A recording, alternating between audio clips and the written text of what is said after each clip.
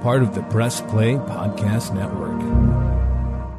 Look up in the sky. It's a bird. It's a plane. It's Superman. This is Jason J. Lewis, the voice of Superman on Justice League Action. This is Mark Wade, writer of Superman Burbank, and you're listening to the Krypton Report.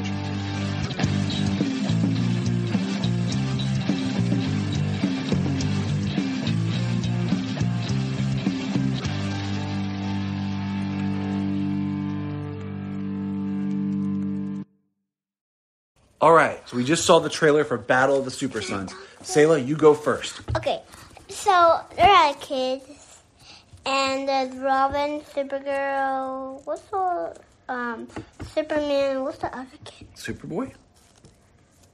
It has Superman, Supergirl, Robin, but what's the other one? Superboy. No, there's like 4 of them. That's not Supergirl.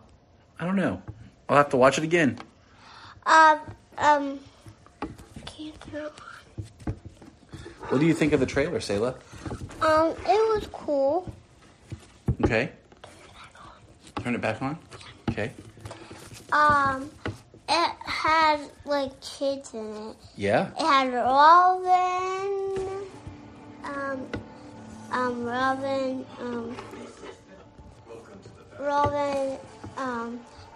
Superboy, Supergirl. I don't know the other one.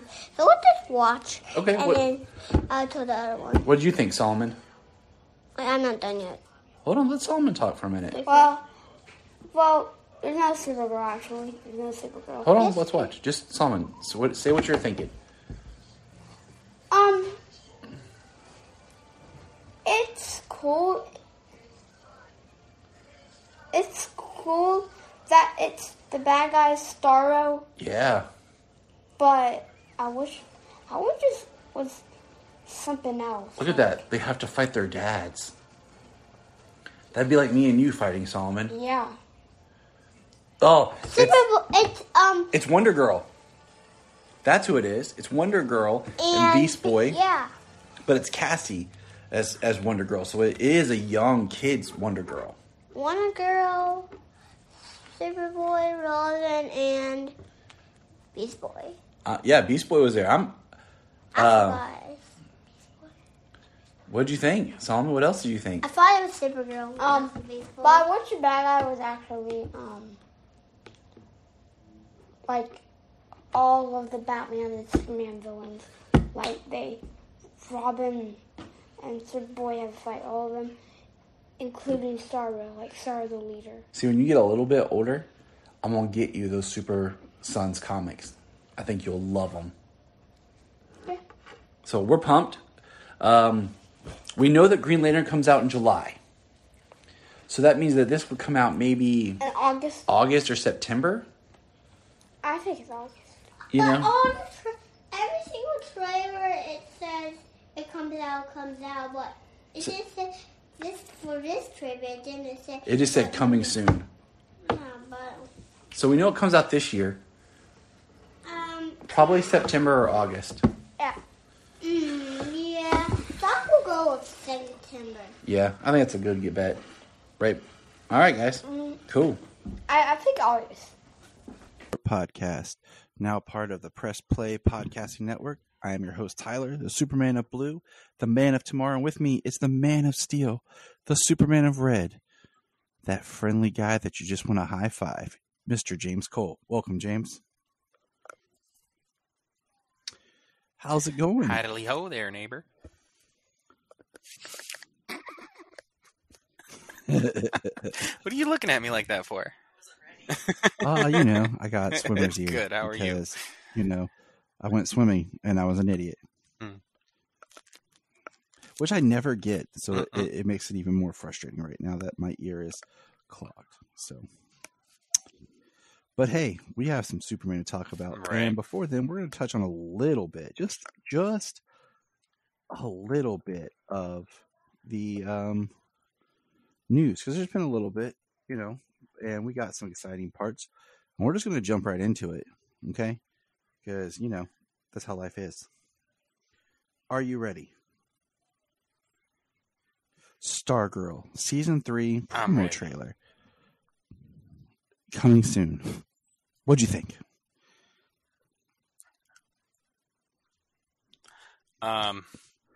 There wasn't much to show, really. I mean, it looks like Starman's there. He's gonna help Stargirl train up a bit, probably learn some new stuff, and he says, And we it's time saw to level up. So Cindy I don't know. Berman. She was there Yep. quickly. It was only 30 Because seconds. everything was or quick 23 seconds or flashes. something. Yeah, like 20-something seconds. I mean, it was all quick flashes of everybody. The most interaction you got with was Starman, Stargirl. Pat was there. They flashed the mom and Cindy. I don't even remember if they showed any of the other JSA. So, I mean, 23 seconds. But, you know, we quick get flash. Just let you know it's coming. Oh, it's been a great show. And we and got Stargirl's that. been a good show. We're getting this, you know, Stargirl thing. Yeah. You know, the week that Superman and Lois is ending and The Flash both wrap up. But what I find interesting is it says coming soon. And didn't they say that Stargirl was going to be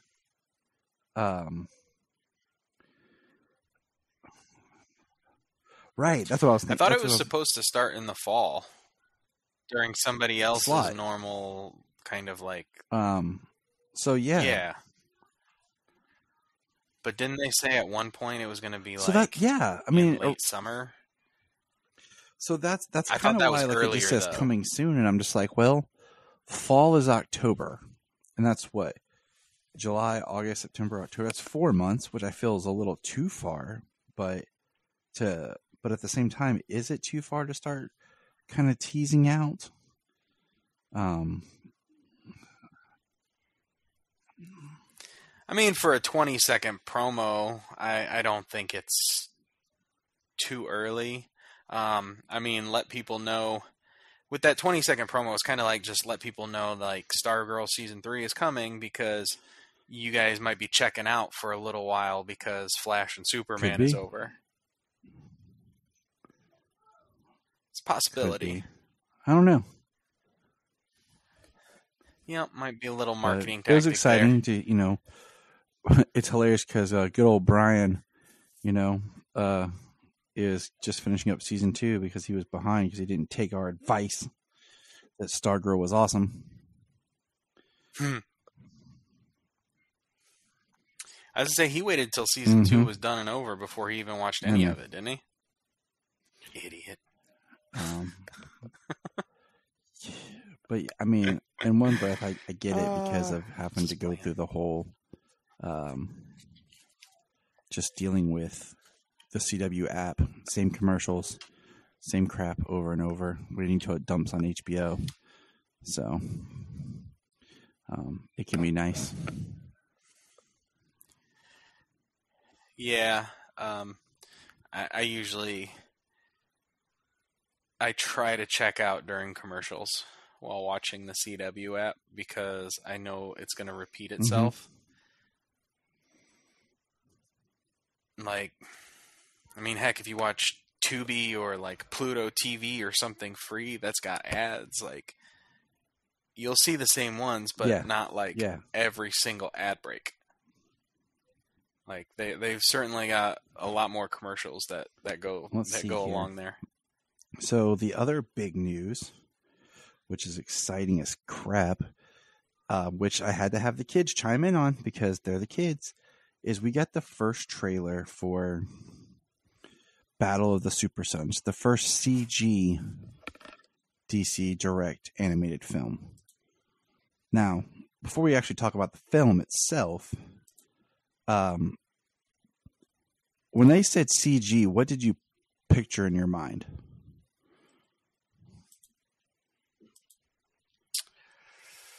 Oh, I mean,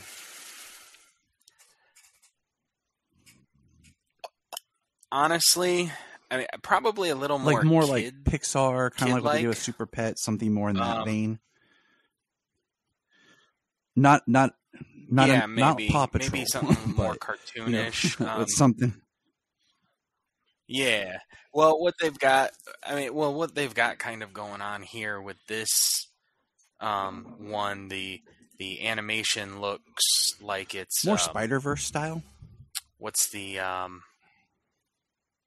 Spider-Verse or that's a good one. That's Armored a good one. Iron Man.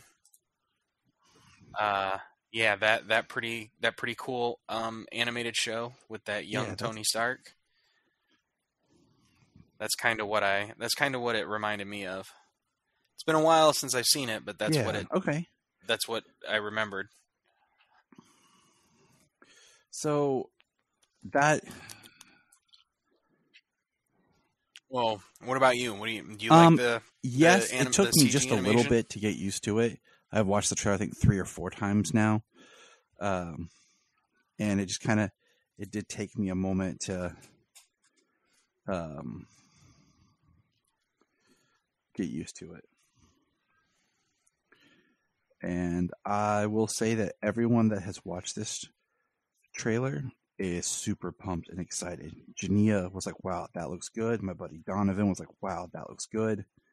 I don't think anybody has watched this and been like, you know? Yeah, no, I don't. I'm happy I haven't to heard see, anybody say anything bad about it.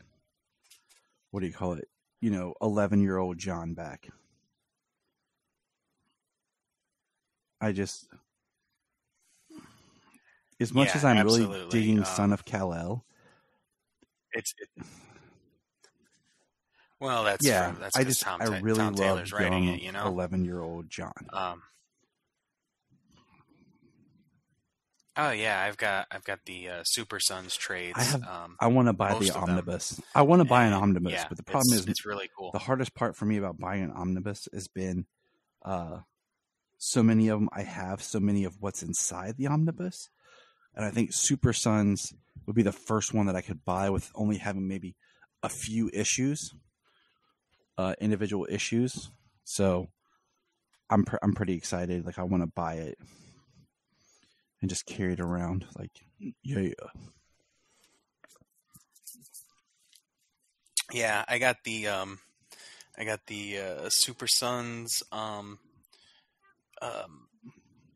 Savior trade, that one that kind of crossed a few books where Tim Drake from the future was. I have that in individual. Going after John. Yeah, I got that trade. Totally. I was like, yeah, definitely. Yep, that's Super Sons of Tomorrow. So is the trade. There we go. But let's get back to the trailer. So I know, I don't know the voice cast other than, I think it's Robert Craig. Man, I know I'm screwing up his name.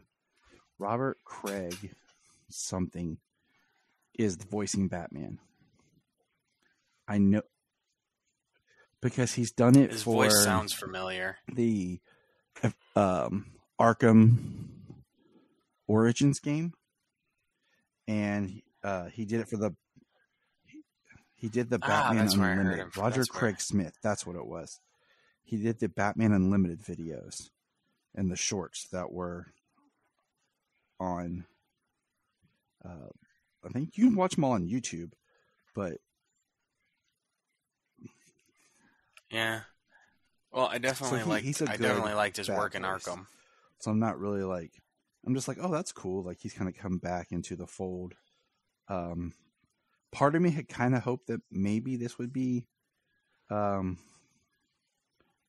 the new animation style, but the continuity. But it's fine with what it is. Right. Well, at least we got a toddler John. That's my next favorite. In Young Justice. But Superman's voice sounds kind of familiar, but I don't have a clue who it is. So no, yeah, me neither. Pretty stoked about that. We see that Starro is the villain, and Solomon was pretty pumped about that. Mm-hmm. Right, I thought that was awesome. Interestingly, they came out of the mouth, so like I thought that was pretty dope. It's like they're in hiding. How that worked out. And Yeah. we have basically everybody gets taken capture except for the Super Sons, and they got to save the day, and they got to fight their dads. We see a young, looks like Wally West Flash, maybe, or Bart, but we see Cassie Sandsmark young, so maybe a potential like Young Justice or some sort of team in the future film. Yep. Yeah. There was And a Beast Boy there. Yeah, it was a nice little lineup. They had there was Martian Manhunter.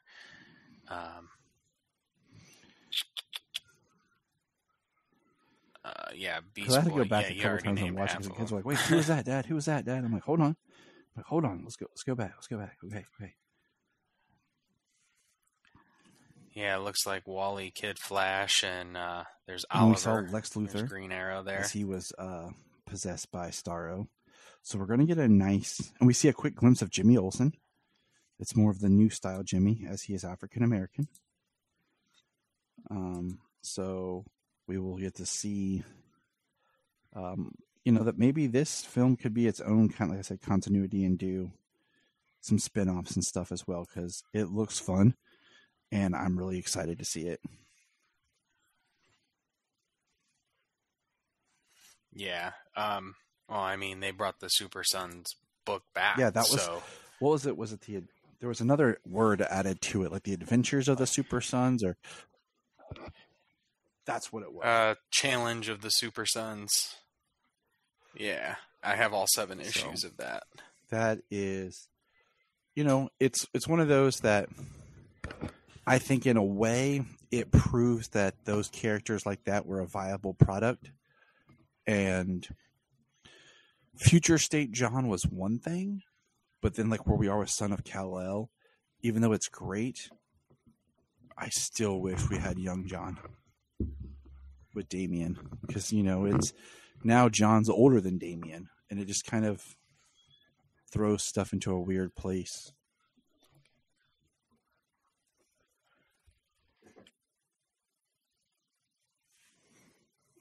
So, you still there? Oh, it just went quiet. Sorry. Could be the I am ear. still here. The ear.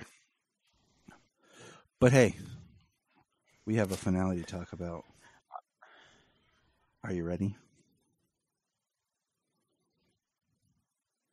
So here we go. I am ready. Definitely ready to talk Okay. about this finale. Superman and Lois, Season 2, Episode 15. Waiting for Superman. By Chris Daughtry. My Chris. Wow. What an episode, right? What are your thoughts? Just you go. I'm done talking. Take it. Roll with it. Go. Oh, I mean, yeah, what an episode. It was awesome. We talked about them kind of saving their budget in the last episode. And one little nugget I want to drop, since our last episode was kind of quick. We did miss the best line of the episode. We didn't talk about where he says, where he's talking about where Sam is saying, if you made a mistake, that this isn't your fault, and if you made a mistake, it was saving me. And Clark says, saving a life is never a mistake. And I like how they actually separated that, because he said, saving a life is never a mistake, and he paused. It's the end of the sentence, and then he says, especially yours. So like they gave him the perfect Superman line, and then followed it up with what was meaningful toward to the show. It was, it's powerful writing. So yeah, but we open up, and they definitely spent their budget here. We've got the two Earths being merged. Allie she's out of the void, actually like trying to physically merge the Earths because they're like in the same universe now, and Clark. I mean, it's pretty much the end. People are blipping back and forth between the Earths. Some people from the normal Earth are jumping over to the Bizarro Earth, and vice versa. Buildings and things are changing. Things are starting to get pretty crazy because vehicles are coming through, but not people driving them. So a vehicle appears out of nowhere and almost runs down Lana and Sarah. And right? And then the person wasn't in there. But what happened to the person driving however many, 55 mile an hour, and then your vehicle disappears? You just hitting the pavement at 55 miles an hour.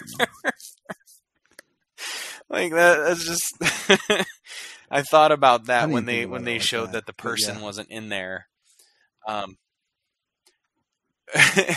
Well, then Sam kind of said the same thing too just before that. Maybe it was after, but he says he said, "Lucky I got out of my Jeep because my Jeep disappeared." So if he was driving or if he was sitting in the seat and the Jeep disappeared, he just fall to the ground. It's like the Rapture. It's Left Behind. Where's Nick Cage? He's waiting for Superman. Right. He's waiting for Superman. Oh. Yeah, so it's everything's going crazy. Natalie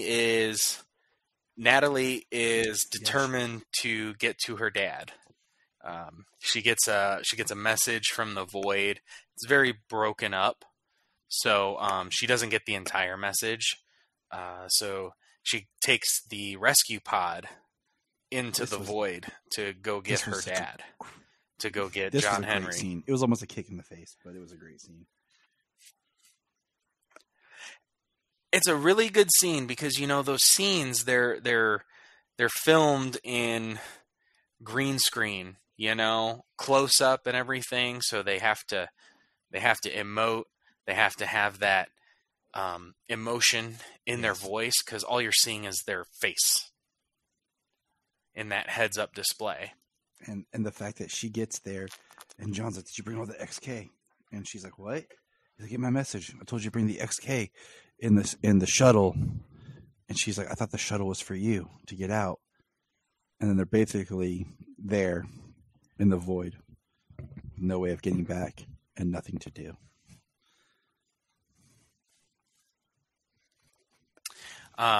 They do come up with a really cool, interesting plan to drain all of the XK that's powering their defenses for their suits and put it into the pod and send it into the portals to collapse the portals.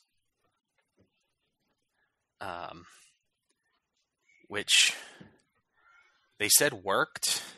So I think it disrupted Allie for a time being, maybe not separated the Earths or anything, but it disrupted her, which we'll have to get back there because she enters the void to go after them. But Clark, determined to save the day, the only thing he can think of is to have Tal, who is back on Earth. He got transported to the Bizarro Earth last we saw him. No. The last time we saw him, not quite sure. Maybe when it was he just left the fortress. It was the Bizarro Tal that she took all the power from. Yeah, it was the Bizarro Tal but they didn't know where Tal was after they destroyed the. He's been doing his own thing. Has he? I thought he said he was on the other Earth. Maybe he just was blipping back and forth. Maybe one of those two. So, but either way, Tal shows up, and of course he does. He wants to help. He's kind of, yeah, I mean, he's kind of having somewhat of a redemptive moment here. I mean, he's still, where we find out later on, he's still around, he's still alive. So is he going to have any more nefarious plans moving forward? We don't know. But in this episode, he kind of has a redemptive moment where he's there to help save the world, and he says that his family, Clark and his family, are the only, or Cal and his family, are the only people he cares about on Earth. And he wants to help save the day. So Clark's idea is to have Tal throw him it's a very Superman the sun. thing to do. We've seen it on Smallville and stuff before, like, throw me in the sun. Oh, absolutely. I mean, yeah. Are you sure, brother? Yes. Yeah. Yeah. Right. I mean, how many scenes do we have of him reaching for just some sunlight to start to recharge? It works that fast. It works that well. And then how many other scenes is there where he flies up above the atmosphere so that way he can get those unfiltered sun rays, and that's like what really charges him up. So it was pretty cool. Awesome effect, the heat effect coming off of the sun while they were flying. The only thing was Clark has zero out there power. near it. Oh, I do like when Tal goes and gets his suit for him and brings it to him to change into. And it looks horrible. And like Brian said, but that was pretty how cool. is Tal's suit so good looking and Superman's his butt? Right. Well, I think they really want to have that shoulder to waist ratio with Superman. Give him that really that V look that like Henry just nailed in Man of Steel. But so I think he's just built out a little more. But yeah, the texture and the design, the texture and like the crest and stuff. Yeah, absolutely. And I thought that too. He has no powers. Hold your breath. But he flew him into outer space and out towards the sun. Yeah. Hold your breath for the 25 seconds it takes us to fly here, and hopefully when we pass the atmosphere, you won't either burn to death on exit or won't freeze to death in space. Hopefully the closer you get to the sun, maybe your powers will start to come back and you won't die in the vacuum of space. Just like yeah, there you go. And I do love when That's he's it. Like, you nailed it. Tal's like, Cal. He's like, yes, I love you too. And, Superman gets tossed into the sun. Simple as that. Yep. As simple as that. He's charging up. Like, it really gets him. It's kind of cool because he's like burning and stuff, They're doing the effects, so his skin, his face, his hands are starting to burn, but he's really getting some. He's really getting. Like the sun has like almost. It has lines through the suit that all like converge to the S on the chest. On Twitter put like they that should light have up the lines in the suit like that. Okay, it looked awesome. I'm not completely against it. That, Did. It did look pretty cool. Yeah. The second time I watched it, and I was watching it here, I was thinking kind of like that. Those lines coming through there almost makes it look more New 52-esque. New 52, where everybody's suit got more lines. Yeah. But yeah, it works. It works. He stops writhing in pain, and all of his burns heal up. and he gets all powered up, and he can hear Allie going after John and Natalie in the void. And from the sun, he beats her to Natalie and John to save them from the void, and drops them off at the farm. And keeps going. He shoots out into the back out into space, and confronts Allie, and she's and she comes into contact with him, and she starts siphoning his power. And this time it's all yellow. It's not just that white energy that it's always been that she's taken from everybody else. And you know what? We haven't talked about it. What do you think of the villain of the season basically being a version of the Parasite? We hadn't talked about it because we kind of were not sure where they were going. And yeah, it's a take on the Parasite twins. And I think it's neat in a way, but it's like Parasite, but also its own thing at the same time. Because I just, it's... Well, as we know it, Parasite has always been like a throwaway villain, except for the animated series. Parasite on Supergirl, Parasite on Smallville. And... yeah. But they're like one and dones. And this kind of was like, not only was a parasite of draining your life force, which I kind of wish she had done more, but also your spirit, who you are, preying on the weak. And as, not jumping ahead too far, but as we get later, when Lois confronts and asks them if they ever felt whole when they were together, now that they're separated, how much of Allie's stuff was an act? Did she ever really care? Was it just about her? Like, what and who is she?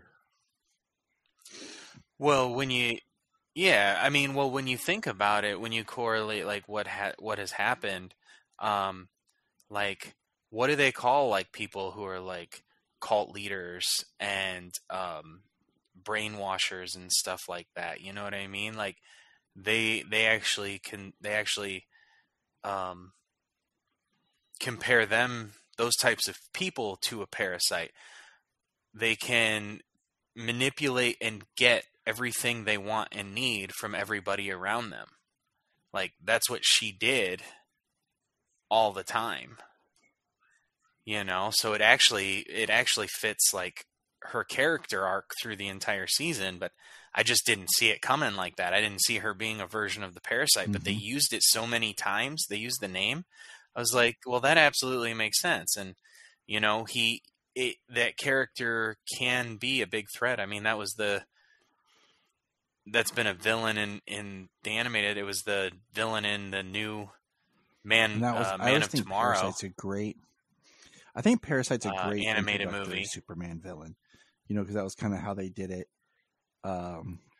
in, what do you call it, Jeff Johns' Secret Origin,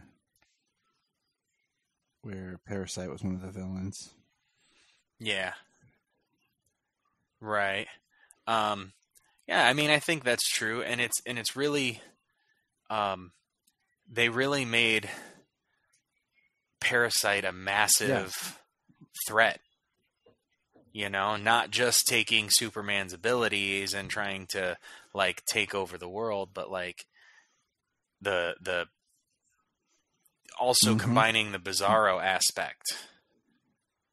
Siphoning powers and life force to be able to make other people, like the entire planet, like them.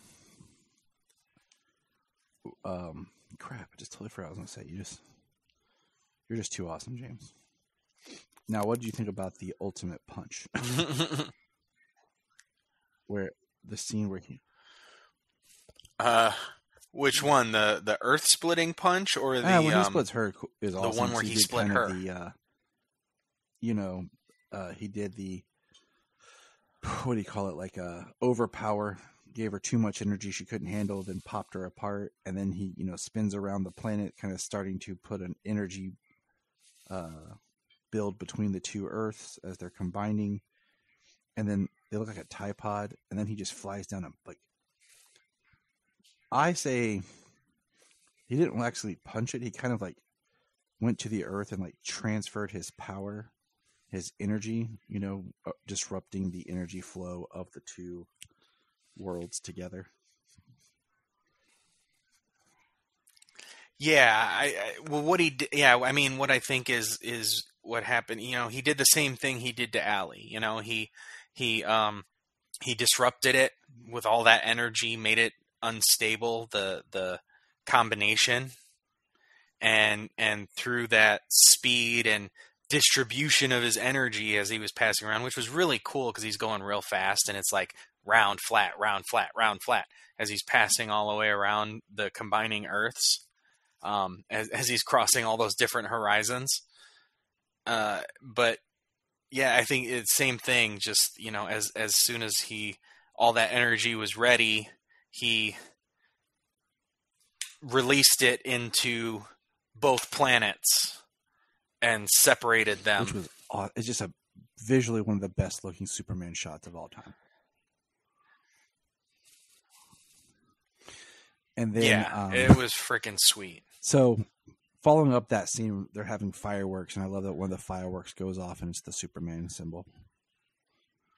But I do wish there had been a couple of shots of maybe stuff around the world, this wasn't just affecting Smallville, it was affecting the world. So, we have this celebration in Smallville we cut to, and it's Miracle Monday. Nice Elliot S. Maggin shout out to his book, which I'm going to be reading soon. I have to finish the first one. But it's the whole world should be celebrating this, not just Smallville.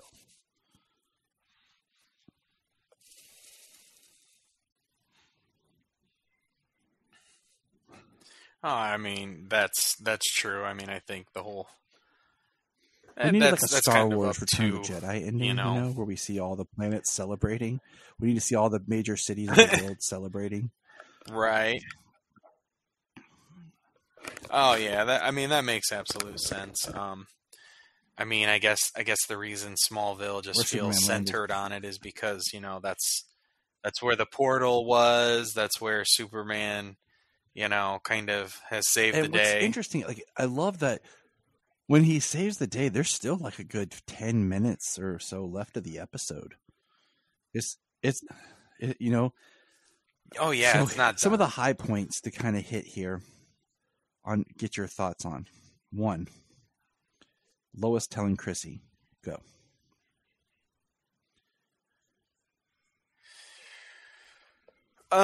So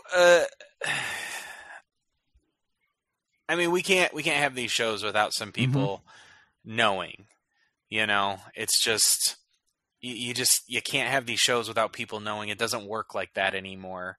I mean, you really have to suspend your disbelief, and so I think she was, she's supposed to be a good friend to Lois. This season's been kind of a roller coaster with her. Yes. I did like the way it ended. I mean, I want to say that definitely, I like it. To boil it down, I liked it. I think with the way this season has gone, and the strain that they gave, the strength of the story for the entire season of the strain on relationships, the friends and the family and the loving relationships, boyfriend and girlfriend, husband and wife. It's been a big issue this season, in many ways. So for Lois to do that, I mean, that it's been approved, they trust her to do it. And that's, I mean, after everything she's gone through this season. And for her to understand Lois and not think that Lois is withholding or Lois is cheating or lying, for Lois's integrity to their jobs after everything they've been through. It comes to a respect thing as well. Yeah. Yeah, I think she's definitely think that Lois is giving Chrissy that respect, because Chrissy had always had that reverence for Lois, but especially through this season, they kind of tarnished that. It all clicks into place. With the secrets. Yeah, very, very. The writing is top notch. Connecting the stories of the entire season, the way they have. I think it's all overlapped really well, intertwined really well. Okay, so the next major beat, and we're going to kind of tweak this and hold off on one thing. So if you know what I mean, just hold off for a second. Diggle talks to John. Okay. And Diggle tells John Henry. John Diggle talks to John Henry. There's now a third John. Yes. That he wanted to see if he's interested, that they're going after Bruno Mannheim.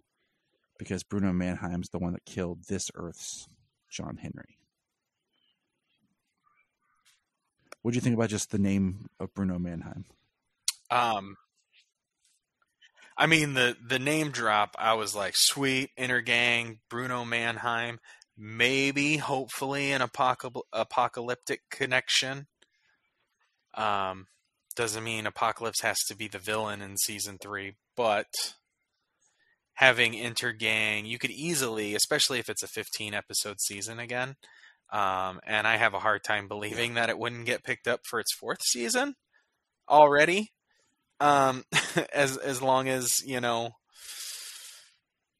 let's just cross our fingers that it's gonna, I see it getting picked up for a 4th season, barring any, business stuff. I could see them definitely dropping Apocalypse teases in season 3 to maybe have it being an overwhelming threat. Which works. I mean, if somebody else isn't going to pick up the ball and run with, Darkseid, might as well be Superman Lois. Okay. Cushing family. Oh, for sure. Just their story in this episode, thoughts, and then we'll get to the big one. Actually, we'll skip, we'll jump, we'll do something else, then we'll get to the big one. So, Cushing family. So I'll start with Lana and Kyle. I think the resolution was just fine. I think the resolution was well done, justifiable. Lana kind of, Lana being truthful, Lana being firm in how she feels. They haven't beat around the bush when it comes to these stories, these relationships. They don't drag things out, which has been really nice for the storytelling of this show. So the way that they have their last dance was very sweet, very, very well written, very adult. It was very good. And then we had Clark standing over there, and they didn't show it, and they didn't have to tell you, but he heard. He knows that their family is still broken. He says, "I just wish everybody could be and then as happy as I am right now." He's like, that's Chrissy now. And I love it though. Well, I mean, when you couldn't picture that in the least, when it's like the most ridiculous concept you could think of, that Clark Kent is Superman because of the persona that they've perfected and built around him. To now you look at him and see this God standing there You know, like yeah, I mean, it's a lot to process, and how humbling that how humbling that could make you feel to see somebody so down to earth and caring and loving and protecting, and he's this this farm kid, this farm boy, still living on the farm, he's this, raising his children. Mid-30s-year-old man who moved back home to his parents' house. Right? What? Yeah. Millennials. Right? So it's definitely it definitely warp your view. You kind of would have you almost have trouble reconciling. And then, okay, that fact. So, do you think it's just inferred that Sarah knows that Jordan is Superman's son? Because it's like he's telling her, like, at the end, like they're talking during Miracle Monday, when all the kids are running around dressed as Steel and Superman, and we actually get to see some merch with kids wearing red capes with the yellow S on the back. So that needs to come in. We'll talk about that. Yeah. Well, when we talk about the kids, there's a baby who is dressed like an old school looking Superman pajamas, but with like a crocheted little bottoms on and like a crocheted cape and a cap. And I'm very surprised that there wasn't like a shot of like a Superman stand with like a QR code that you could freeze and scan, and it takes you to a special DC store where you can buy everything that's, in this episode. Because most of it's stuff I've seen online. That would be at some place or another to purchase. Okay, because Jordan's telling her about the powers and everything, so I feel like it's kind of inferred that Sarah's going to know that Jordan's actually Superman's son and everything, but it's never in the episode straight up told to her. It's just interesting. Yeah. Now, the episode ends where they go on the Kent family fishing trip. And Clark's in a sweet-ass sweater. And he tosses a stone into the water and says, wait. And basically a new Fortress of Solitude is being built in the water. And it looks like our classic Fortress of Solitude. Yeah. Well, I thought that was pretty cool. One thing that was interesting in Bendis's run was the relocation of the fortress because it was destroyed in the Arctic, and he relocated it in the Bermuda Triangle. It being out in the water, and how, Clark says, John, my mother can't wait to meet you. There's some Kryptonian tech inside that you're going to want to toil around with. And we have the new family fortress. So, that's pretty much the episode, minus one big thing that was come to talk about.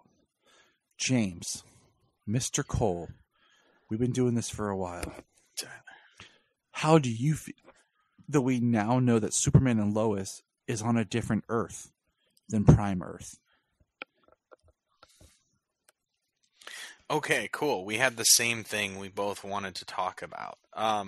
So in this episode, we get a scene where the boys are freaking out that their dad's going to die. This is when he gets thrown into the sun. And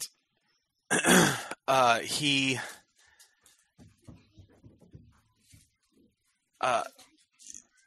I'm sorry, I kind of got confused. My thoughts got twisted a little bit. The boys are freaking out, and he stops them, he calms them down, and he says, as the head of the DOD, he's gotten to see a lot of things. He's gotten to see other worlds. Other heroes. Other heroes, the leagues that save them. Sorry, the cat just knocked over my books.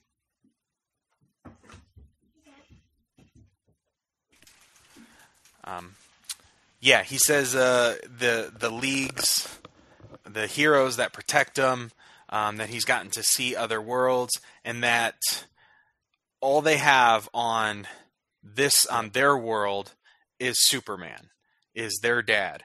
And thank God, because he is the finest of all of the heroes that he's had the privilege to look in on.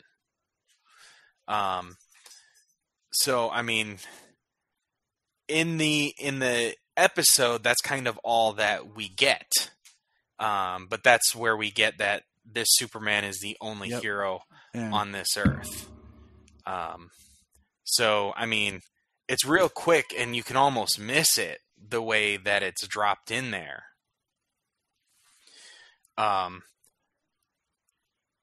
But, I mean, it's... So, with the quality that this show has produced in the last 2 seasons, and it not being... I think it's a good thing, because it's not being weighed down by anything that the Arrowverse had done. I hate that people are saying, it's not in the Arrowverse. Technically, it is. Okay? And you know why? Because the Arrowverse shows, established in Crisis, that everything is in the Arrowverse. Okay? Titans, Stargirl, yeah, basically. Doom Patrol, all Swamp Thing, all shown at the end as part of the new multiverse. So it's just this show is not set on the right film Justice League was with Ezra's. This just cameo. means it's not on Prime Earth. It's on an Earth that's part of the new multiverse. I just wanted to clarify that because I love arguing with people. Yeah, it's the thing that the thing that Crisis did on the TV was just put all their characters on one world, but there's still the multiverse that exists. It wasn't the same. It wasn't the same collapse the multiverse and there's only one universe. Theirs was different. It just put all of their characters into one world. So I mean, it's an adaptation of what Crisis on Infinite Earths is. I'm fine with it. I think after all the, with all the shows being canceled and everything that's happened, it's fine. It explains Lucy much better. It explains Sam better. It explains the Fortress, the absence of Supergirl. It gives it all a new coat of paint to do with what they want. The only thing is now, that means that for some reason Superman never showed up in Supergirl season 6 because there still is a Prime Earth Superman.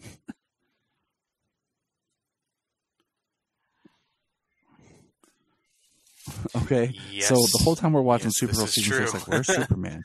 Oh, that's, he's doing Superman Lois. Oh, okay.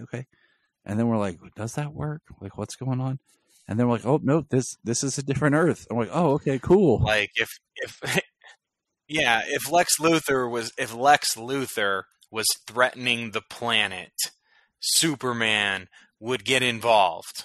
If he is on Earth and Lex Luthor is threatening the planet, Superman is getting involved. So the only explanation is that Earth's Superman was off-world during the events of Supergirl season 6. I listened to Todd Helbing talk That's about Diggle's lines. No. He talked about they wanted to do this early on because they changed things from the original pilot script, and then as things went on, and he talked about trying to clarify that the Diggle we met, is a doppelganger Diggle. It's not the same Diggle. And that there were other heroes like Oliver, but there were no superpowered heroes. So when Sam talks about, heroes, he's talking about superpowered heroes, the big leagues. And all there is for superpowers is Superman. But there had been Oliver Queen, small scale heroes. And I'm like, okay. I'm like, all right, I'm going to go with it. Okay. I'm going to go with it. I still don't think the Diggle lines work from the first season for what you're trying to establish here. Because they talk about Crisis and knowing about Crisis. And if we look at it, the Flash The Flash hasn't even discovered the new multiverse yet. So I think there's a little bit of problems there, but I'm just going to go with it. Okay. It'll all work out in the end. So, you rack your brain too hard, then you can poke holes in any fictional universe you want to. You have good, solid writing. You can do a lot with some good writing. But anyways, and then so that brings me to the question: like with Diggle, why not just go ahead and make him Jon Stewart? Why even make him Diggle if he's going to be a New Earth? Why not just introduce himself as John? But that's where I feel like they weren't quite sure what they were doing. And, we don't know how things were filmed in order with what DC would give them permission, yada, yada, yada. But hey, James, what do you want to see in season 3? What do I want to see in season 3? Oh, dang. I had thought of some stuff. So, we're getting season 3. I definitely want to see Bruno Mannheim. I want to see Intergang. I kind of want to see like the introductory story we get of Steel after the death of Superman. He is going after Intergang. He's going after arms dealers. Mostly people who are using his weapon designs, but yeah. So that'll be kind of cool. Let's see, like super powered.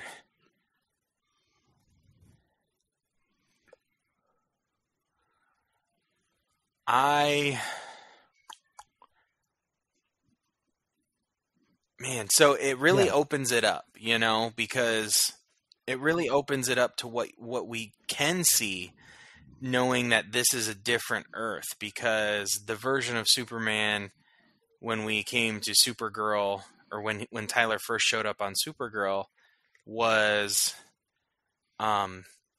Superman who had stopped Zod, Superman who had stopped Lex, Superman who had died from Doomsday and came back. Here, I'll give you my rundown real quick, okay?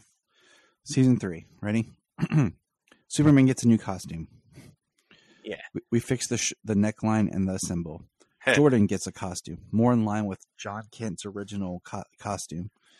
In the Pete Ross shows up in Smallville, comes back, and kindles a relationship with Lana. Steel gets a new suit with the symbol and cape. We get some episodes that go back to Metropolis. The Daily Planet reaches back out to Lois and Clark, because the Daily Planet, remember, was owned by Morgan Edge.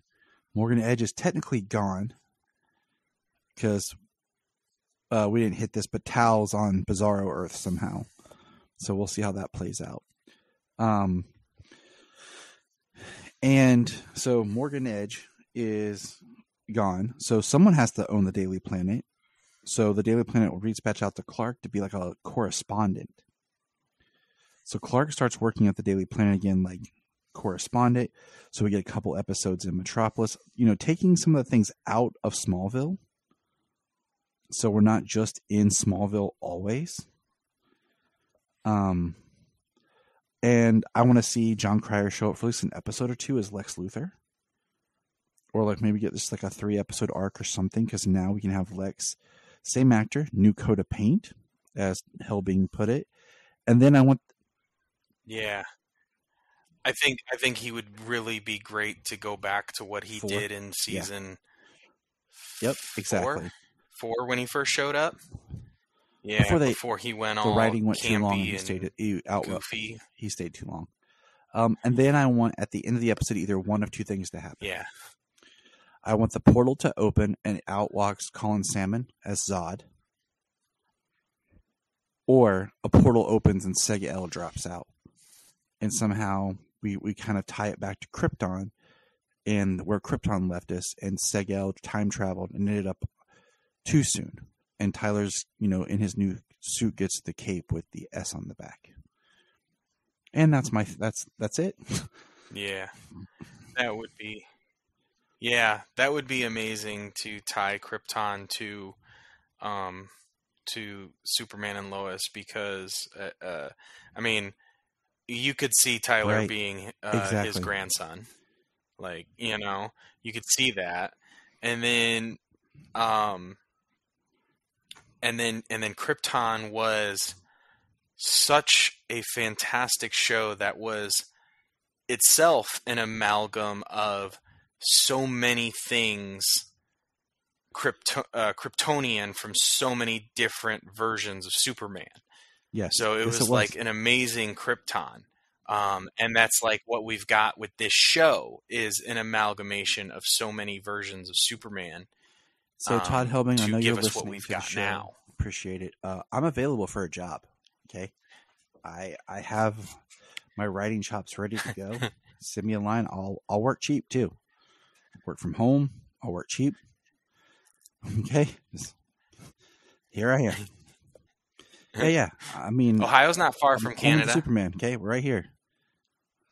But yeah, so that's our take. If anyone has anything, shoot us a message. Yeah, great episode, great finale to a really good season. I would love to, because we're not getting any Superman and Lois again until I suspect 2023. Probably about January, February, March, somewhere in there. Well, it might just be like this year. Start it in January and, 3.5 months worth of episodes and take 6 months to drop it. I don't want that either. That is the only thing that has killed this show. If you binge this show, I bet it is spectacular.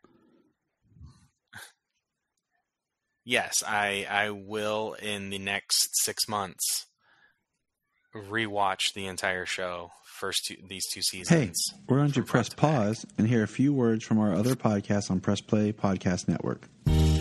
Hello, Brooks here with the Books with Brooks monthly book club podcast. Here's how Books with Brooks works. We read one book a month and then we talk about it. Classics like Stephen King's The Shining, debut novels like We Are the Brennans by Tracy Lang, and tons of other compelling, life-changing stories, one book and 1 month at a time. So come read along with us and then listen in. This is Dan Jurgens, and if you want to have a good time, keep listening to the Krypton Report. Hey everybody, welcome to the Krypton Report podcast. I have with me special guest. He's back. It's been a little bit, but we planned it that way. We have Mr. Levi. What's up, man? How's it going? How you doing? I'm doing good. We had planned to have you back. We had talked about this, but then we decided, you know what? Just because of scheduling and stuff, that we would have you back for the finale. So we're going to jump in here and kind of talk about this. But since we last chatted, what is your sense for the whole season kind of been? Overall, I think the season started off really strong. As we've talked about before, the Kyle and Lana storyline kind of lost me there in the middle for a while. But I think it rebounded nicely, and I think the season overall ended super strong, pun intended. That finale was one of the best pieces of Superman media I've seen. So, yeah, we'll get there. As an overarching for the season, I think it was a really good season. I know the worst thing that happens to this show is the breaks. Yes. And I've said before, I don't mind like the typical mid-season break because of the holidays. That's fine because, there's always a lot going on in people's lives. There's staggering holidays and all that. So I don't mind that break, okay? But it's hey, here's 2 episodes. Here's this. That gets to me because it kills the momentum. It's like I think the sweet spot is you need to film everything, then do it kind of like streamers do, but do it once a week. Yeah. Keep the momentum, keep the conversation, and just, an example of this in a way is, my buddy said the craziest thing was when Stranger Things season 3 dropped. Everybody binged it over July, that weekend, the 4th of July weekend. We all watched it, we all talked about it, and then that was it. It was done. And it just disappeared. And we have other shows that come out weekly from a streamer that keeps us in conversating about them.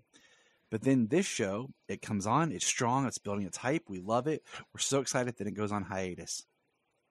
And I understood, during when everything was coming back, from the pandemic and stuff, there was these weird release schedules and things. But I think it's time now that we course correct these hiatuses. And are you watching The Flash at all? I'm not. I'm just starting to rewatch the early seasons of Flash and Arrow, so I'm hoping to keep the momentum and get through The Flash finally. Well, I know they tweaked, this last hiatus was supposed to be, so that the same week Superman and Lois ended the same week The Flash did. And they kept saying there was going to be a special appearance on The Flash. So I thought it was going to be something big. And then, there were a couple, you could quote unquote guest appearances on The Flash finale, but they're not people that I really see as other than people who would guest appear on that show, if that makes sense. They're people that's been on the show before that almost feel like they are part of the show. So it didn't really have any weight that I thought it was going to have. So anyways, all that to say, I'm really enjoying this show. I think, for the most part, it has its ups and downs, and that's just the nature of the beast. The drama, and sometimes you want more, but I really love the show, and even the stuff that I don't care for, it doesn't bother me enough to deter from the show. Same. When this show is running on all cylinders, I think it's one of the best shows currently out there. And even when it's not firing on all cylinders, it's still above a lot of other shows that I watch. So I agree. I think the 15 episodes work for the show's benefit. I think that's the sweet spot that they found. Not too many and not too little. So I appreciate that. Yeah. Now, building into this final, how have you liked, let's say, Jordan's arc this season? I've really enjoyed it, especially these last few episodes. I wish there was a little less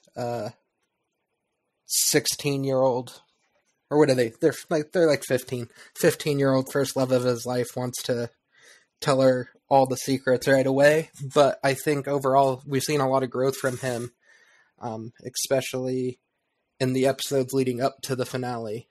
The moments with Clark up at the fortress and all that have been just really great, and really, I think what a lot of us wanted to see and hope to see from Superman media when they introduced kids for him, seeing him be a father and seeing him be a father to a kid with powers. So it's been a really nice arc for Jordan, I think, overall this season. All right. Now what about Jonathan? Kind of the same with Jonathan. The protecting the girlfriend over the course of the season by keeping the secret that she was selling drugs. Felt like that dragged on for a bit too long, but it did give some really great scenes of Clark being the upset parent for a change. And kind of that same, how would Clark Kent be a parent to someone? So it's led to some really great scenes, even if I don't think the story itself has been the best for on the Press Jonathan. Play Podcast Network. I agree. I think it also helped lend to when we meet John L. Yeah. Of kind of that mirror of what my son could turn out to be if I'm not a better parent. Yeah, definitely. If I neglect my child the way that this other Clark had, this is the type of person my son could turn out to be. And I think, like, I agree with you. I think part of it did drag out. And then, but the worst part is, like, for me, it's like, I really am going to sit down and rewatch this season because I really want to watch it straight without with all the stops. Because I feel like the stops do hinder a lot of certain character growth or momentums. We were both talked about how we were, first time we chatted, we were both talking about how good of a character Kyle was. And then, bam. And that's been a rocky up and down because Kyle's like, I'm curious where they're going to take him, what they're going to do with him. The Cushings being kind of this opposite of the Kents. Will he get faded out in the story? I don't know, but where might he go down the road? I have a prediction, and we'll get to thoughts for next season when we get to the end. How have you enjoyed Clark's big kind of rest of his arc this season? It's been interesting because the whole initial premise of the show, going back to season 1, was they wanted to move to Smallville to like slow down and raise their kids, especially with the chance that they could be developing powers and all that. And they didn't get to do a ton of that the first season, but they've done a lot of it this season. Mm-hmm. And like really seeing him dive into like having to discipline his kids and like having to make sure, that his son's not selling drugs and all that. So it's got that like good family drama, especially for him, seemingly taking on kind of the bad cop role in the parenting this season. And then of course, him having to deal with the cost of secrets in his life and how those affect the people around him who don't know the secrets. It's been just super interesting to see. And how I feel about his portrayal as Clark, not just Superman. He's just nailing it. Every time we watch, I just turn to my wife and I'm like, he is killing it as Clark Kent. So that was, a question I've asked a lot of people when we first kind of interviewed them. It's like, who's your favorite live action Clark? And it seems that Tyler is coming up more and more with his Clark, and it's justly due. Now, the last big thing, and we'll dive into the finale, is what were your thoughts and feelings towards how did you react and what do you think about the whole Clark telling Lana situation? Oh, man, I loved it, and I loved her reaction because it wasn't what I thought it was going to be. I think so much, especially as someone who grew up watching Smallville, like everyone on that show, when they find out that Clark is Superman or Clark has powers, they're just like, oh, well, that's cool. And then they just move on. So to see her have that kind of like, oh, wow, you have powers. And then, oh, wow, you've been hiding this from me for 20 years. And that really hurts. I thought it was just super interesting and a super interesting way to do it. The only thing I did not like about that is when Lois messaged Lana and she like lied about it to Kyle. Yeah. And then she yelled about, you made me lie. No, because Lois is her friend. Kyle said, who was it? All she had to do was either say, not your business, or it's Lois, I'll talk to her later. Yeah. That's not lying. You know what I'm saying? That's not lying at all. But she chose to lie about it. Now, when Sarah finds out, and I love how Sarah finds out, and I love that she's processing it in the last episode, and she's like, wait, this is what he wants to tell me? If I broke up with him, if I had known, like, I wouldn't have broke up with him. This is what it was going, she's like putting it together, and then she looks at her mom like, you knew. And then right away, she's like, you can't tell your dad. And then Sarah's paused when Kyle showed up because she learns, like, in that moment, like, what the secret means.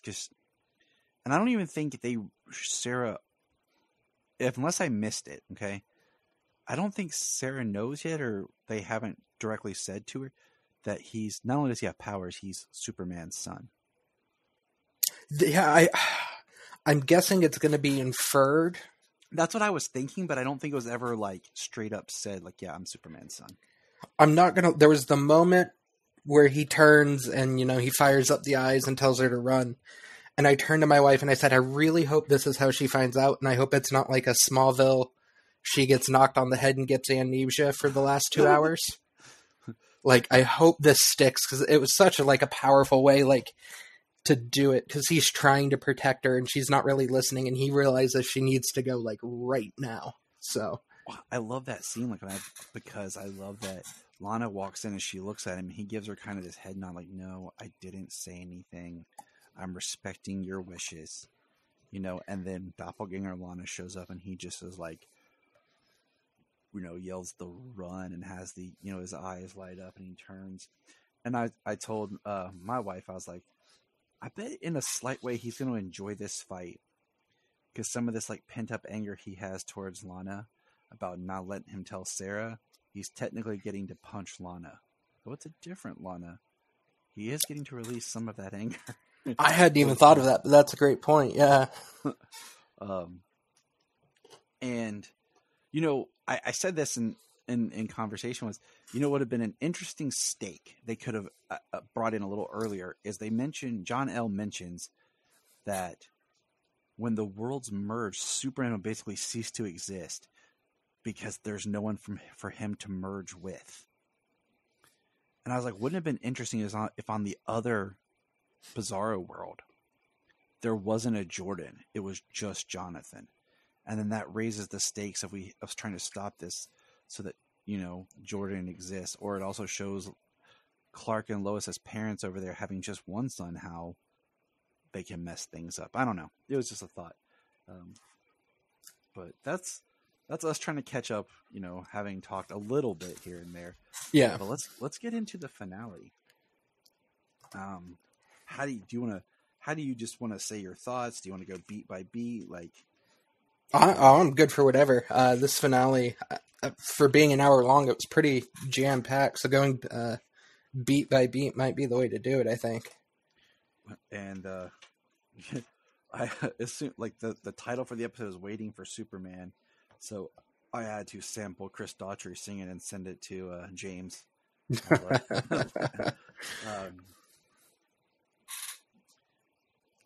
So let's see. So at the end of the last episode, Kyle got, as I put, dusted. And I like that Tal arrives quickly. He shows up, he's there, he's ready to help. And then we have Lois is on the Bizarro world, Sam's there, and then she runs into Kyle, and that Bizarro Lois is on the regular world, which made me think how exactly the merging stuff's working. Because they're flip-flopping the people into the worlds, but it doesn't look like the people are actually starting to merge together. Yeah. They're not there together at the same time. It's one's on one Earth, one's on the other, at other than, say, because then, I brought up, is there a Sarah? Because on the other Earth, Lana married Tal. Yeah. That was a thought I had while watching it too, is the Cushing family doesn't seem to exist on the Bizarro world. So we have the like a lot of shows kind of do is the penultimate is the build up for the finale. And I think these two episodes did it perfectly. I didn't feel like I was wasting my time last week watching an episode, but this episode definitely had the feels and everything in it. We have Allie not in the void. She's basically out in space, and we have Tal flies up to stop her. He's going to try to save the day, and he gets basically taken down again. Yeah. And Jordan flies up there and gets him, which I thought was awesome. Yeah. And Tal, I think, has had a great arc the second half of this season. So yes, he has. Speaking of Tal, I think maybe it'd be easier if we just stay with characters. Okay.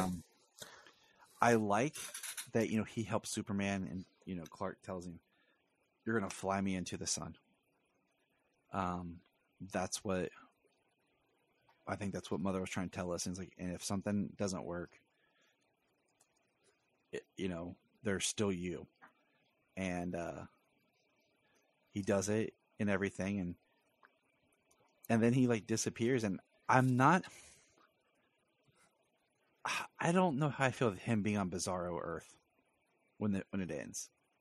I honestly don't really like it because, yeah, it's kind of a fresh start for him in a way, but there already was a version of him on that Earth.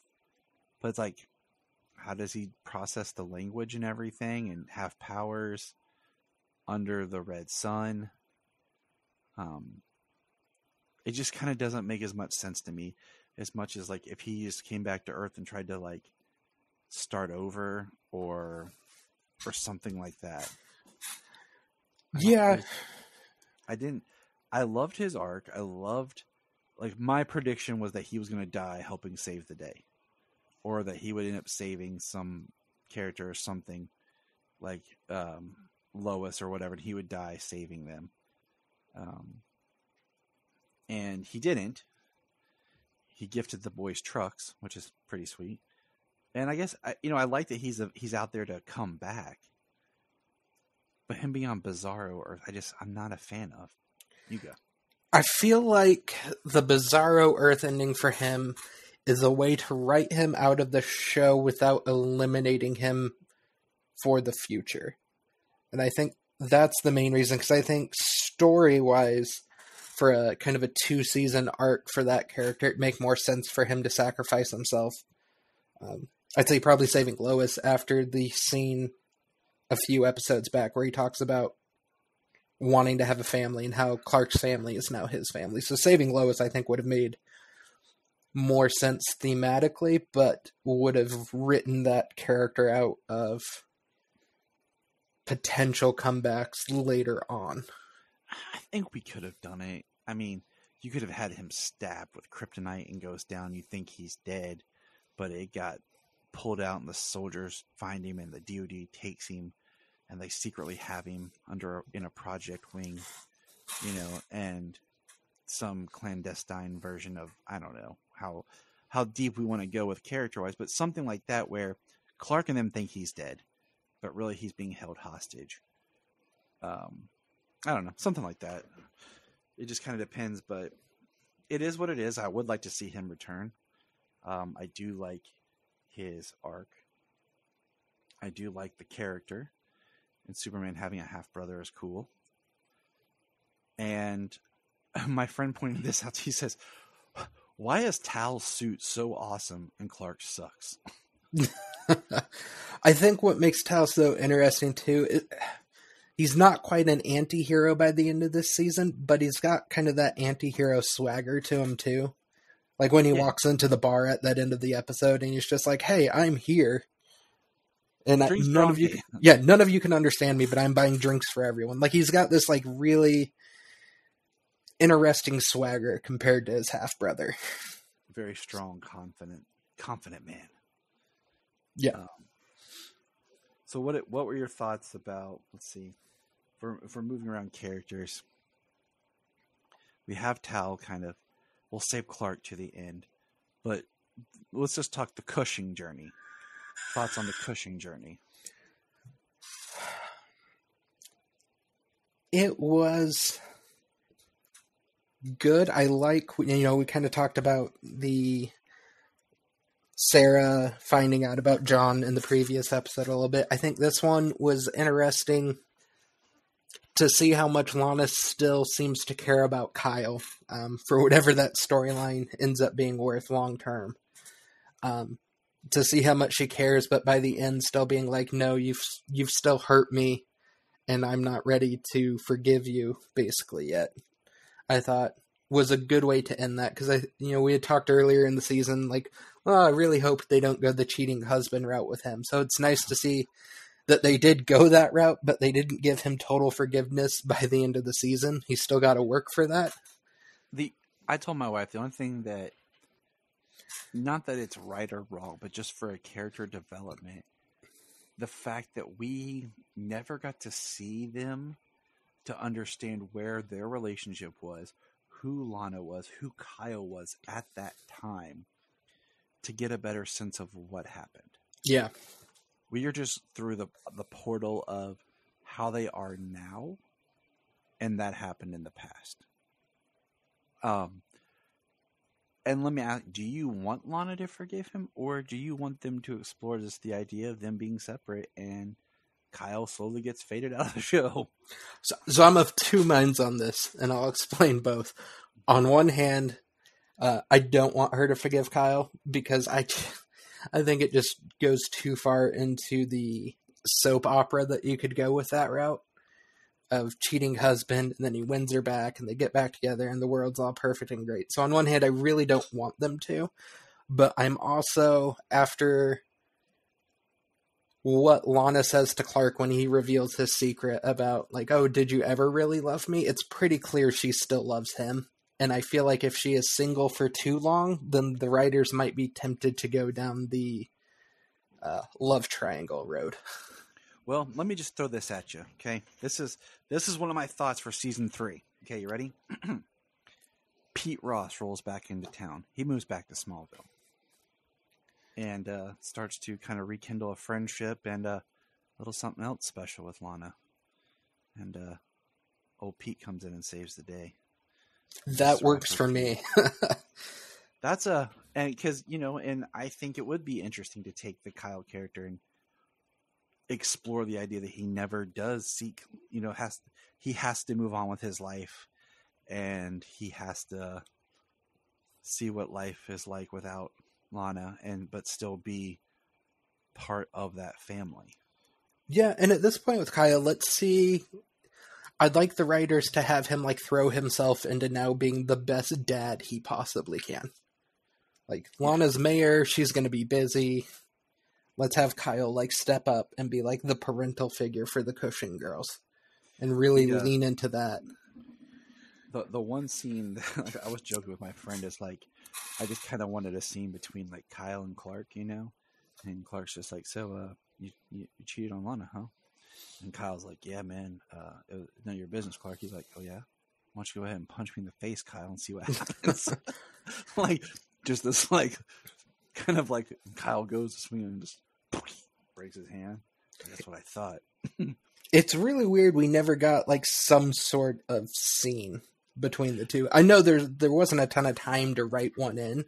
There's those glances at the quinceañera, and then at the end where Clark kind of listens in on him, and he says to Lois I wish everyone could be as happy as we are. Yeah. And I think, the thing is, I think it's kind of an elevated thing of Clark when he has the conversation with Lana, and she asks him if Lois ever did, and his response about, I would try to know why it happened. Yeah. I think it would not even a confrontation between the two, just to kind of oh man, you really screwed this one up, and I hope you can figure it out type thing. Oh, I did forget. Sorry. For the Tal, when they're standing by the sun, and Tal looks at Clark and says, Cal, and he goes, I know. I love you too. Yeah. I was like, yeah.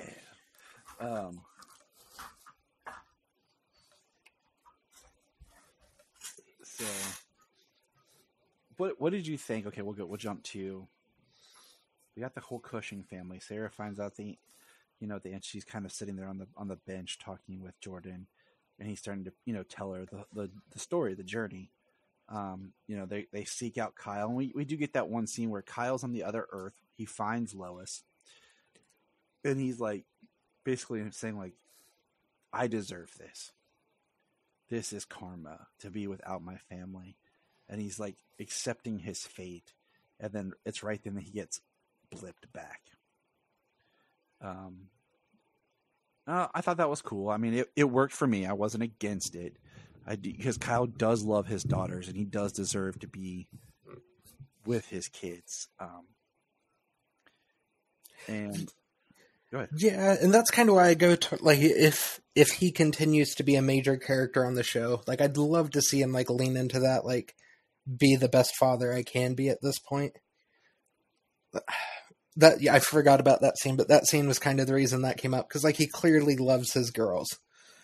So, like, I don't want to see him go away entirely, but I don't want to see him get back with Lana. Yeah, it's a weird kind of like how we feel situation. Now, what's funny is I have this like default, like my wife picks on me when we're watching like anything Superman and like he's fighting some sort of villain that he doesn't know how to handle. And when they're like, "How are we going to stop Allie?" And I'm just like, "Put her in the Phantom Zone." I'm like, that's how I would take out everybody, like Doomsday, like whatever. Like, what'd you do? Put him in the Phantom Zone. But you know, we have Allie, you know, pulling the worlds together, and we have, you know, what do you think about we haven't touched on here with John and Nat? Oh man, I don't want to spin them off into their own show because I love them on this show, but I would watch an entire show of those two. That's okay. I feel exactly the same because that's also how I felt about in Supergirl, I think season 3, when it was Martian Manhunter and his dad. I found that storyline so much more compelling than the main storyline. I felt the same way. I was like, they could get their own series, but I don't want their own series. Yes, I totally agree with you. I love their relationship. I love their development. I love that she has her suit. I don't like that they didn't change the steel suit for season 2. I'm still waiting for that. I keep hoping they'll throw a red cape on it. So right, and that's at the end of our conversation, we'll chat about what we want in season 3, and that's still one of my things for season 3. It's a train. Yeah, gotta love it. I lost my train of thought. Thank you. But so we have Superman goes into basically Natasha shows up in the void. She got John's message that he was sending through, but she didn't get all of it. She shows up in her suit with her shuttle, but his message told her to bring XK to explode in the void to stop Allie. And she shows up and she's like, I thought the shuttle was for you to escape. And that's kind of where we leave them, is in this moment of basically him telling her to not speak, conserve her oxygen. And they're kind of in the void together, waiting death. For not speaking, they sure spoke a lot in that scene. Yeah. So that's where they're at, because then we get Superman emerging from the sun, supercharged.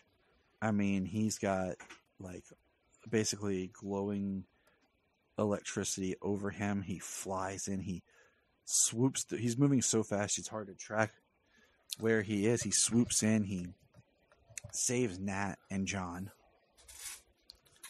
and you know, just keeps going. And how did you feel where he basically punches the earth and it ripples and shakes the worlds apart? Yeah. Well, to start, I think Superman floating in space powering up is always one of my favorite Superman images, whether it's comics, TV, movies, animated. It's an image I love. It just works for me. The punching the earth apart, I didn't think too hard about it at first, but as soon as we finished watching, my wife goes, so are there holes in the earth now where the planet's ripped apart? So I look at it, he punched the earth and just like projected his energy into it, and it was the energy surge of one earth that popped apart. That's my headcanon. I'll go with that. That works for me because it works better than the earth having 4 holes from the corners. Yeah. It works kind of like, you know how there's in the comics about Superman like channeling his aura energy and projecting it. Yeah. It's along that path. Yeah. And the imagery, the Superman powering up, and for lack of a better, like the Speed Force type look that the Flash normally has around him, around Superman with the electricity and all that. It just looked great. So it was a great moment. And as soon at the beginning of the episode when he was like, there might be a way for me to power up, I just turned to my wife and they're like, oh, they're going to launch him into the sun. Like, because it's just such a Superman, for as much as I love the character, there are the tropes that just work for it. And one of them is being launched into the sun to power up. So yeah. Either it works or it doesn't. And that's what I have to do. And then he flies around the planet, puts the world back together. Basically, it was awesome. I mean, it was a cheer moment. I mean, I was like, just this is Superman. Like, this is why I love this character. And it's really been a season of him kind of getting his ass kicked a lot. Like, yeah, things haven't gone his way a ton this season in physical fights. So, and it's like he always held back, and this was kind of like his I let go. And I did what I had to do. And so we have, to jump ahead just a beat, is we have both alleys are now apart, not joined. They're the Parasite twins, basically. It's a version of the Parasite twins. And they're in a cell by the DOD together, and Lois confronts them and says, were you two ever whole? Did you ever feel whole? And they're basically like, no, not really. And it's an interesting way, like the whole concept of the two merging, because when she was merged, she was still like two people in one, but not one person, even though they talked about it supposed to be like one person. So it's really interesting how, where she ended up at the end. And I was glad that we got to see Lucy at the end, because I had in my notes, like, where's Lucy? Yeah. So that was nice, because I actually had to scratch that out of my notes. I think the alley stuff, depending on how deep you want to go into it, I think it's a nice commentary on not looking for fulfillment in other people, even if that other person is a bizarro Earth version of yourself, that like you can't find someone else that's going to fix you. So I think a lot of that kind of mostly with Jonathan and Jordan, it kind of felt like in a lot of ways they were looking for shortcuts this year to feel better.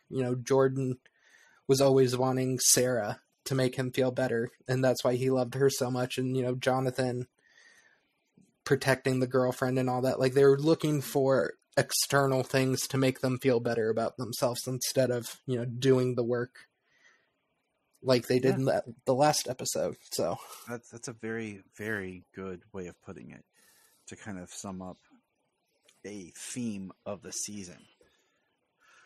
So I'm trying to break these down little beats by little beats. There's so much in this episode. And there's so much more. Like, this is one of those episodes I would later love to go back and just do a commentary over. Lois telling Chrissy thoughts. Oh, I loved it. I was laughing that entire scene. And then at the end when she's staring at Clark. Like, he's like, is she going to be like that forever? She's like, yeah, probably be a while. Yeah, I was literally just laughing out loud the entire time she's telling. Because that's how we'd all react. So. Yeah. I mean, at first I was like, wow. And I don't want it to get to be like The Flash, where like Barry just tells everybody. But I think that Chrissy has become so involved in this season that there would be no way to repair her and Lois's relationship, and for Chrissy to understand what's really going on and who Lois is as a person without knowing. And you also have to explain, like, it makes sense why Superman works with Lois Lane when she's in Metropolis, but why does Superman keep popping up in Smallville? That's one thing for season 3 I'd like to shift, is Superman not being as involved in Smallville. Like, he's Superman, he can fly away, Yeah. So now, this one's kind of a double-handed thing we're going to talk about.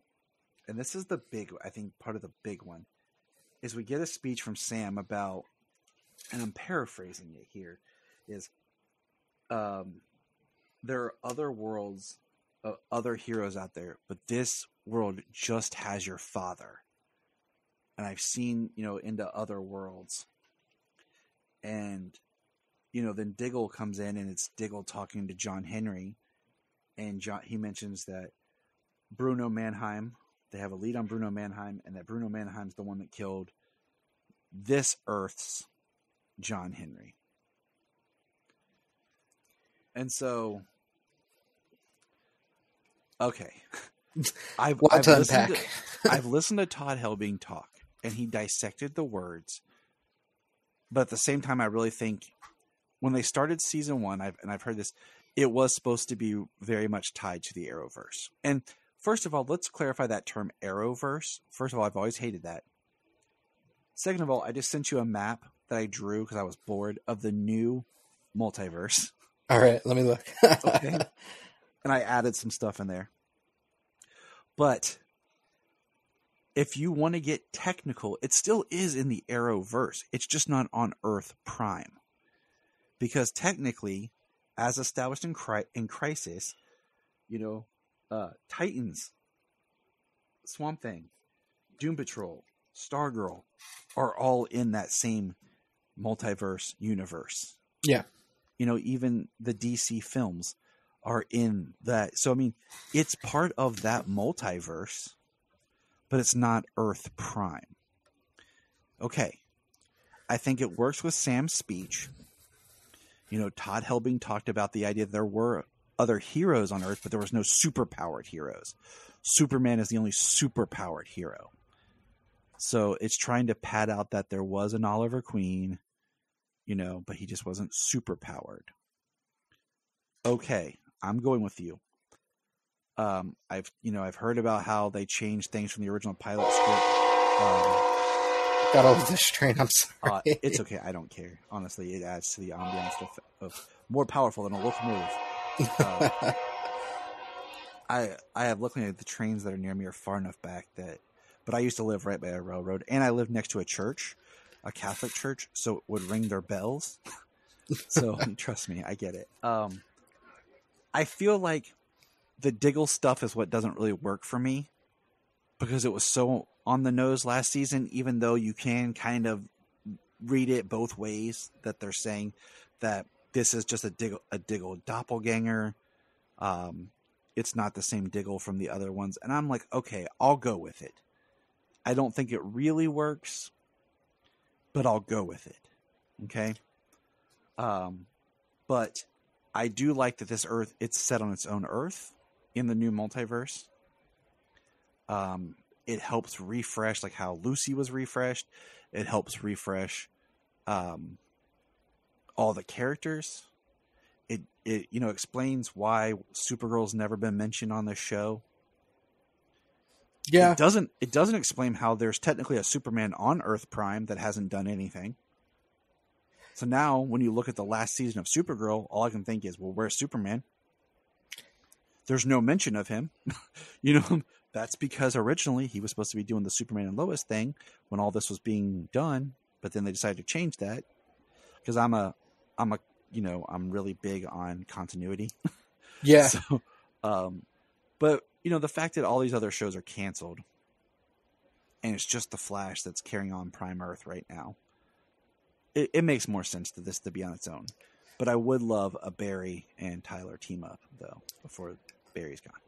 Yeah, and that's kind of where I fall on it. With all the other shows that were canceled this spring and early summer, I'm glad it survived, and it makes the most sense to put it on its own Earth at this point. I did read something from the producer that said they made this decision towards the end of filming season 1, but he was contractually obligated to not divulge it, which I'm not sure how much I believe. But to the Diggle stuff, if this is a completely separate version of Diggle, I would have liked to have seen them lean into the line from the Elseworlds crossover when the John Wesley ship Flash called him John Stewart and asked him where his ring was. Make him John Stewart on this Earth. You don't even have to put the ring on him. That you could tease that. You could have kept the Green Lantern tease as alive going forward in the future, like they had been doing on Earth Prime. Yeah, that was one thing. Like, that's why I'm saying the Diggle stuff just doesn't quite work for me, but I'm gonna go with it because he should have just been Jon Stewart. If this is a way for them to bring him into the Superman and Lois universe and just have him be an Argus agent, I love him. I'm in season 3 of Arrow right now, rewatching it, and he's still such a great character. Like, let's rework him a little bit, bring him back into the fold, and have him be an Argus contact. Sure, I'm all for that, especially where they're taking season 3 for Superman and Lois. Right. And I agree. Make him the Argus worker. Make him straight up Jon Stewart.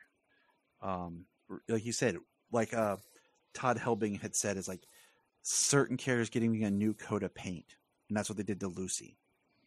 So give John another John on the show, a third John, a new coat of paint, and make him just flat out Jon Stewart.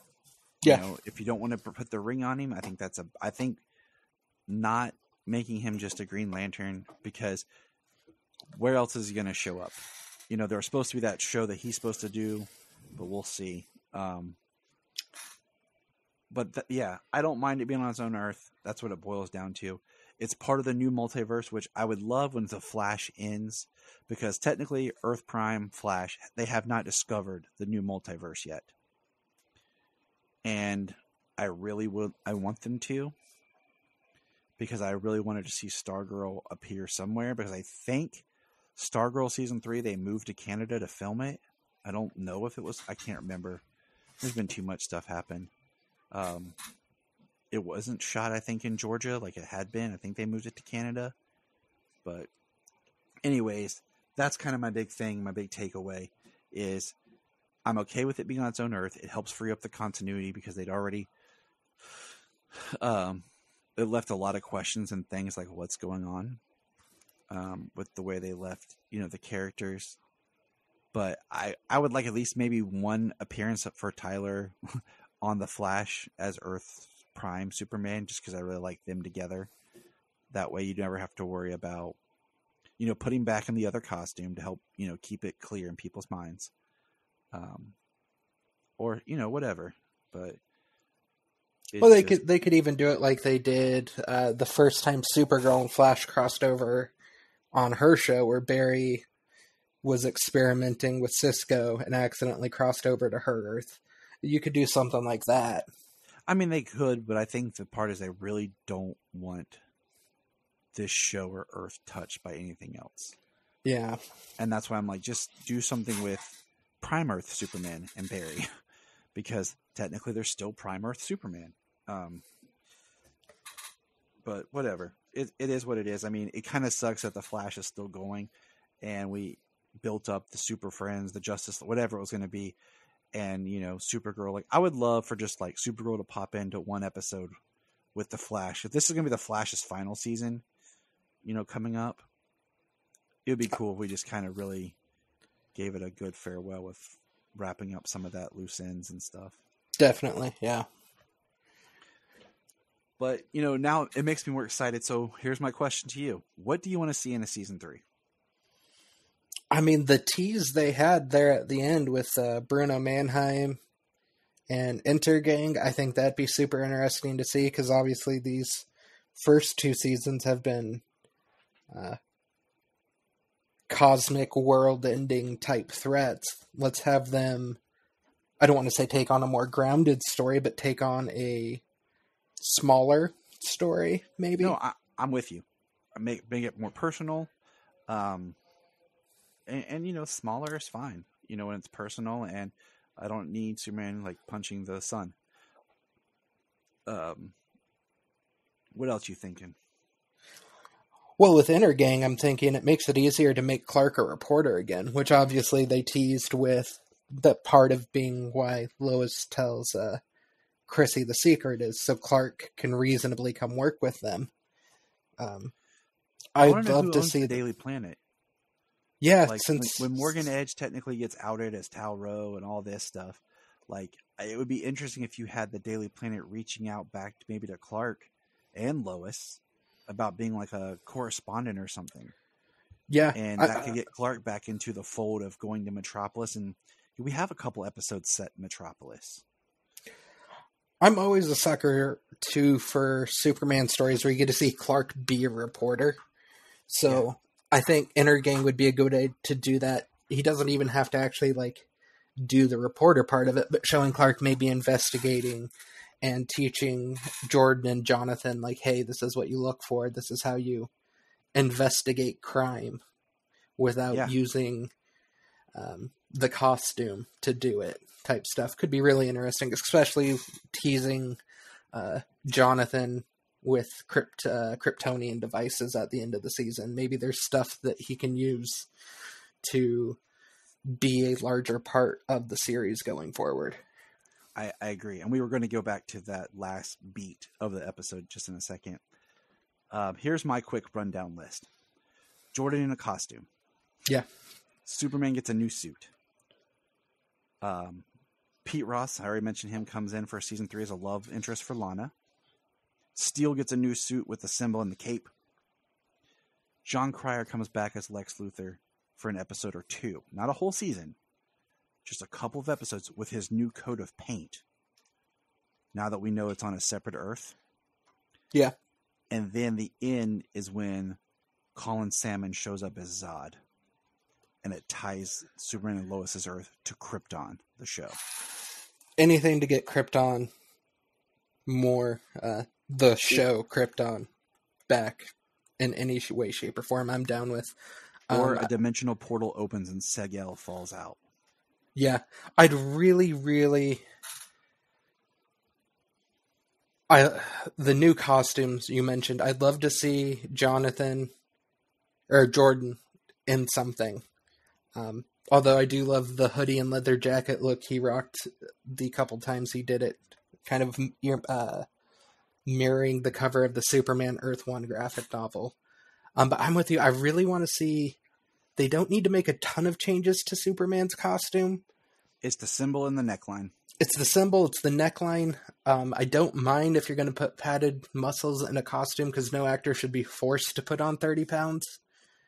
It's also, for safety, and even when you're not doing stunt work, you're just doing stuff. It's nice to have the padding for cushioning, because the actor actually has to do some things sometimes, Yeah, my problem with the padding is there's certain things he does, movements, where the padding moves and the way muscles don't around him, and it takes me out of the, like, really when he lifts his arms up above his head or shoulder That all has height. to do with the shoulder neckline stuff. Yeah, that was the one thing the other costume got right, was the neckline and the symbol, and then this costume does the two things it gets wrong.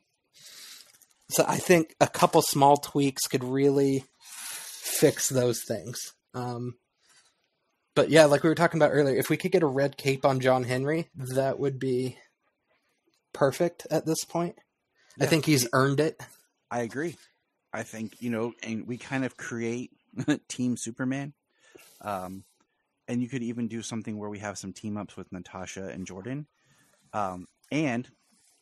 Okay, so jumping back, the episode ends with the Kent fishing trip, and Clark throws a crystal into the water, and we don't know where they are, and the new fortress starts to grow.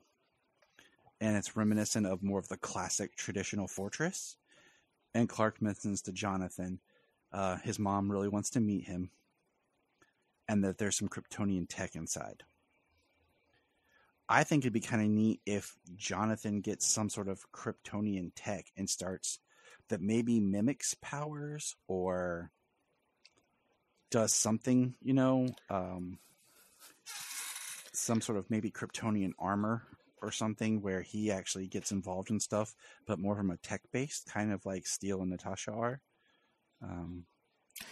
But it's more biotech, because it's Kryptonian and it's like maybe attached to their DNA. Something like that to give him something to do. so we don't feel like his character, because I feel like he's gotten beaten down. He's lost everything. He lost sports twice. He's still dating that girl, and my wife said he's still dating blank, fill in with adult word. It was hilarious. So yeah, I think we need to do something for him. Agreed. They've got to help him get his groove back somehow. The one fear I have with the Kryptonian tech, especially with it being the CW, is they make him the Felicity or Cisco quarterback to Jordan. And I mean if it's to Jordan, it could kind of be fun. Like as like they're this B team, like Jordan and Natasha and Jonathan form this like B team. It could be fun. But at the same time, I don't want him to just be the man in the chair. Yeah. And I'm not super afraid they're going to do it because they've been really good with this show on not falling into the usual CW tropes. Yep. But Hellbing did come from the Flash, so there's always that like fear in the back of my mind with the series. So, but I look at what he did in the Flash. You know, the best Flash is when he was involved. Yeah. And, so he knows how to tell a good story. And I feel like in a way, the Flash set the template more than the Arrow did, even though Arrow was first. If you go back and kind of start to watch the shows in parallel, I think the Flash really dialed it in more correctly. But yeah. But all right, man. So final thoughts before we get out of here. Final thoughts. Season 2 was really good. There are some of the best Superman imagery type moments in this season that I think you can find really anywhere. I'll just default back to him coming out of the sun, glowing and rippling with power. That feels like something you'd see right out of the comics. And they have somehow managed to strike the tone between a family-oriented show and still making the hardcore Supermans very happy at the same time. So, I agree. So that's going to wrap up this special part here we had with Levi. Levi, thank you. Where can people reach you online to chat with you? You can find me on Instagram and Twitter at The Round Superman. All right. And then this is my last question for Levi. Did you find any good McFarlane figures lately? Oh, man. Yes. I believe we talked about, I picked up the CW Flash one they just did. I dipped into the piggy bank and picked up the Arrow one they actually did as well, based off Stephen Amell. That one I don't have, but I got my John Kent figure. I got John Kent and then Lex Luthor, the new 52 Power Suit one. I did order the Target one. I did Cave. That one. I pre-ordered Black Adam yesterday. I did go pre-order both of the Black Adams and Hawkman. I did Hawkman. I did Black Adam with the cloak. I pre-ordered both Black Adams. I'm not sure which one I'm going to end up canceling because I only want to get one. I like the cloak one. Just something about it it's different enough than just kind of being, I don't know. It gave it a more mystique look. Yeah. I'm already planning lining him up next to one of the Cave-Elf Superman ones I have and really, really hoping they do a Shazam one. So. Oh, they will. Because that's the next movie and that they're pretty much guaranteed to do the movie. And I suspect that we'll see Shazam figures probably like let's see, it's July. And that's 5 months, right? We should see the previews for him, I would think, pretty soon. July, August. So it's 3 months, July, August, September, October. So we're about 4 months, so 4 months away. So I would say probably within the next, I'd say by August, early October, we'll be able to pre-order the Shazam figures. I'm hoping so. I can't wait to get the Black Adam one. And I'm friends with the Geek of Steel as well, and he got The Rock to respond to a tweet about Superman being in Black Adam, so there is hope for that as well. And, I tweeted out, I think it might have been talking with Luke. I don't remember. I talked to a lot of people. Just, if Black Adam and Superman meet, I want it to be kind of like almost like Black Adam throwing out his chest kind of thing, but it's not going to be them fighting. There's going to be somebody else who shows up. It's going to be kind of like how Godzilla and Kong at the end had to fight Mechagodzilla together. But, yeah. Actually, I got something I'll throw at you when we get off mic here. All right. So let's go ahead and say bye, and then we'll talk from there. Sounds good.